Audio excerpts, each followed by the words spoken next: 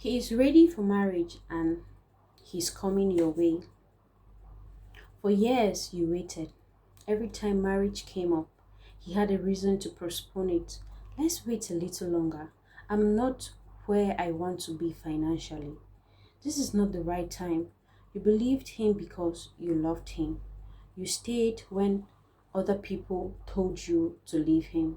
You defended him when your friend said he was wasting your time. You kept hoping that one day he will stop making excuses and choose you completely.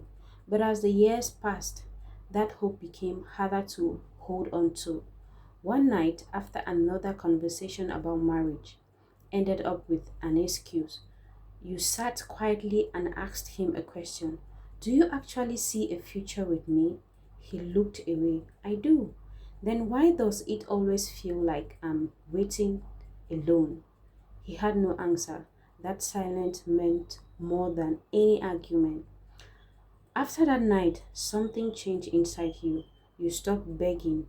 You stopped bringing up marriage. You stopped asking where the relationship was going. You were tired. You loved him, but you were tired. You noticed it immediately. He noticed it immediately.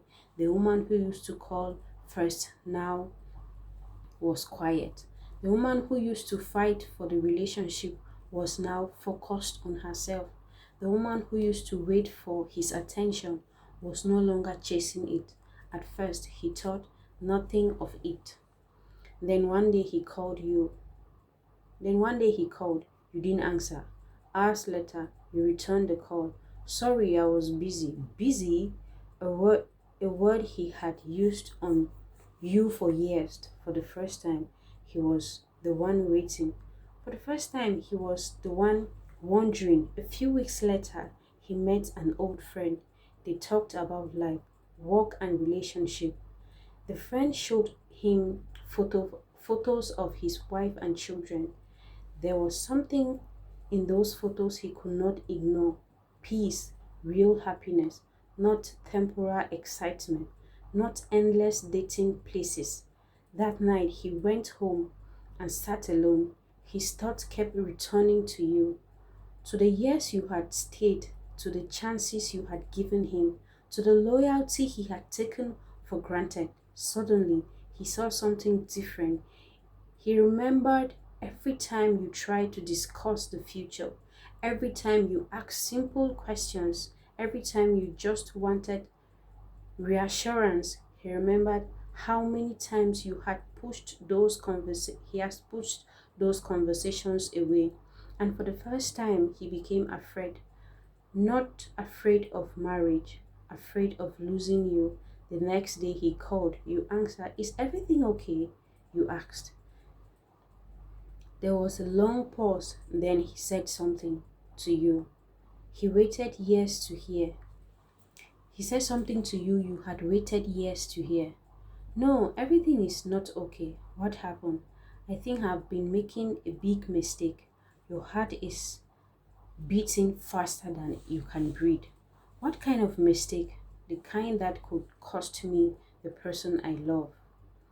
You don't know what to say. Neither. A few days later, he asked you to come. When you arrived, he looked nervous. You have never seen him like that before. Not once. He took a deep breath. I owe you an apology. You folded your arms. For what? For making you feel like you weren't worth committing to. His voice cracked. For making you wait while I kept convincing myself there would always be more time. You stared at him. That was not the man you were used to. The man you knew always avoided serious conversation. The man was facing this man was facing them. I thought I had. This man was facing them. I thought I had forever, he continued. I thought you would always be there. You looked down. He almost lost me. I know. His eyes filled with regret. Then he reached into his pocket, not with a ring, not yet, but something more important, a plan, a real plan, not excuses, no delays, no empty promises. He showed you date, preparation, goals, things he had already started putting in place. For the first time in years, marriage was no longer a conversation. It was becoming a reality. Tears filled your eyes, not because everything was suddenly perfect, but because after all this time, his action finally matched his words. The man who kept postponing commitment was no longer running. The man who always needed more time had finally made a decision. The man who once feared marriage had realized he was not afraid of marriage at all. He was afraid of growing up, and now he was ready to stop dating without direction, ready to stop wasting time, ready to stop wasting precious time, ready to build a future, ready to choose one woman, ready to choose you, and to look. And as he looked at you that day, there was no hesitation in his voice, no uncertainty, no excuses, only one truth. I don't want another year to pass without making you my wife.